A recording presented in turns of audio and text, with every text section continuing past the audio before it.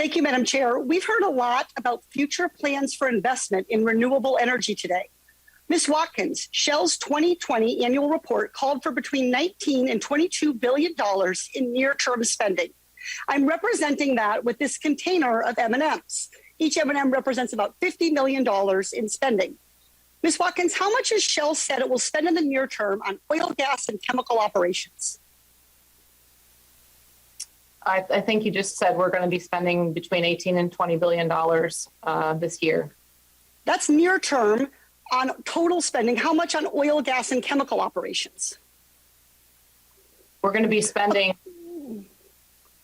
Well, according to your annual report, you said you're going to spend 16 to 17 billion for oil, gas, and chemical, with another $3 billion for marketing.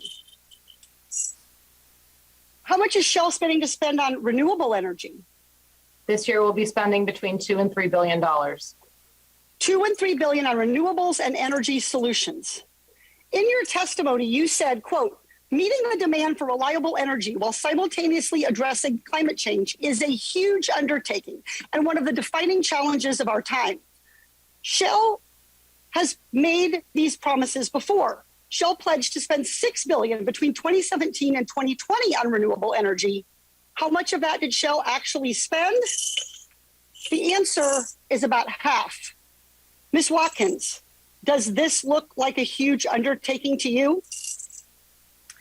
Congresswoman, what I can tell you is that there needs to be both a demand and a supply of clean energy, which is why we're working very closely with our customers so that that demand increases over time and we are Ms. ready Watkins, to supply. To me, this does not look like an adequate response to one of the defining challenges of our time. This is greenwashing. Shell is trying to fool people into thinking that it's addressing the climate crisis when what it's actually doing is to continue to put money into fossil fuels. Mr. Summers, do you recognize the following statement?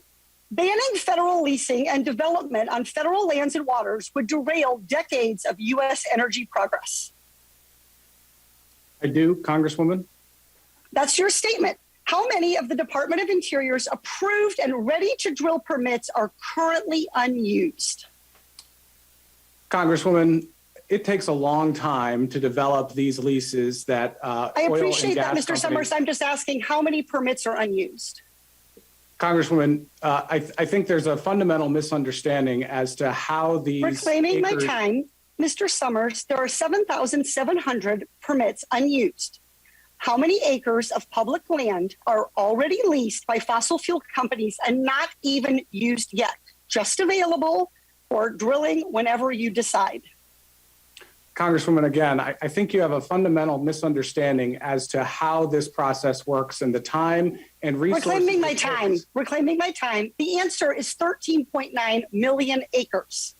To visualize how much land that is, if each grain of rice were 1 acre, that would be 479 pounds of rice.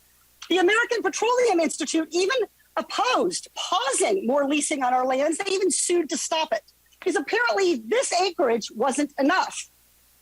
Mr. Wirth, you serve on the American Petroleum Institute's executive committee. Do you support a pause on new oil and gas leases on federal land?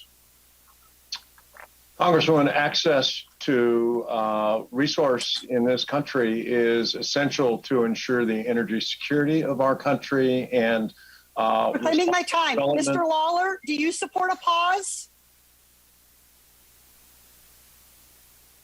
The administration, and it's our hope that the pause ends soon. We think it's important to go reclaiming forward. My time. Thank you for your answer. The answer there is no. Mr. Woods, do you support a pause on new federal and gas leases? No. Ms. Watkins, do you support a pause on new federal and gas leases? No, I do not, because I think it's important. You already have 13.9 million acres. This is equivalent to Maryland and New Jersey combined. How much more do you need? How much more acreage? You have 2 of our 50 states at a price that makes the Louisiana Purchase look like a ripoff, and you're not even using it. What more do you need? Iowa, Colorado, Virginia? Our public land belongs to the American people, not to big oil. When you lobby and you sue so that you could take more of our public land, You're saying too much is never enough. The American people are tired of this charade. I yield back.